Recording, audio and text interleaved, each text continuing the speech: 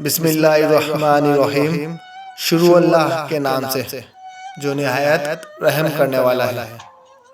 عقل مند لوگوں کے اقوال زری، قدر تو وہ ہوتی ہے جو کسی کی موجودگی میں ہو، جو کسی کے بعد ہو اسے پچھتاوا کہتے ہیں۔ زندگی میں ملتا تو بہت کچھ ہے، بس ہم حساب اسی کا رکھتے ہیں جو نہ مل سکا۔ سب سے خطرناک ناراضگی وہ ہوتی ہے جس میں آپ کبھی اس شخص پر جتاتے نہیں کہ آپ ناراض ہیں، اور جب رب کریم دینے پر آتا ہے تو تمہارے مخالف لوگوں کو بھی تمہارا وسیلہ بناتا ہے۔ جب اندر تک گہری خاموشی چھائی ہو تو باخدا خاموشی کے سوا ہر آواز تکلیف دیتی ہے۔ لفظ کہنے والوں کا کچھ نہیں جاتا، لفظ سہنے والے کمال کرتے ہیں۔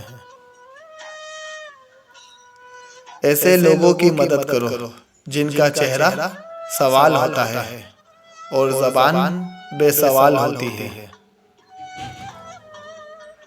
لوگ اچھا پڑھنے اور اچھا لکھنے والوں کو قابل انسان سمجھتے ہیں، جبکہ حقیقت میں قابل وہ ہے جو اچھا سوچے اور اچھا بولے۔ زخم کھانا بڑی بات نہیں، زخم کھا کر مسکرانا بڑی بات ہے۔ رشتوں اور تعلقات کو باندھے رکھنے کے لیے اکثر اوقات گونگا، بہرا، اندھا ہونا پڑتا ہے۔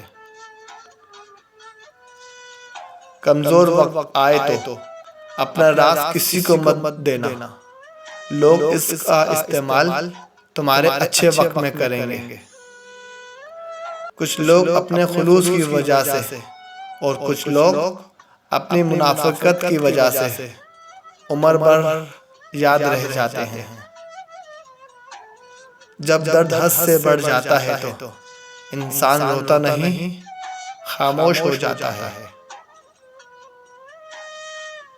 کفر کے بعد سب سے بڑا گناہ کسی کا دل دکھانا ہے، چاہے وہ مومن کا ہو یا کافر کا۔ جن کے ساتھ زندگی کو بسر کرنا ہو ان میں نقص تلاش نہیں کرتے۔ قرض لینے سے بہتر ہے پرہیز کرو، کیونکہ قرض انسان کو دن دہاڑے ذلیل کرتا ہے۔ تمہارے پاس تین راستے ہیں، راستہ ڈھونڈو، راستہ بتاؤ، یا پھر خود راستہ بن جاؤ۔ اکڑ اگر انسان کو نہ بھی گرائے تو اکیلا ضرور کر دیتی ہے۔ درخت اپنا خود پھل نہیں کھاتے، دریا خود اپنا پانی نہیں پیتے۔ پتہ ہے کیوں؟ کیونکہ دوسروں کے لیے جینا ہی اصل زندگی ہے۔ جو لوگ صبر رکھتے ہیں یا تو وہ جیت جاتے ہیں یا پھر سیکھ جاتے ہیں۔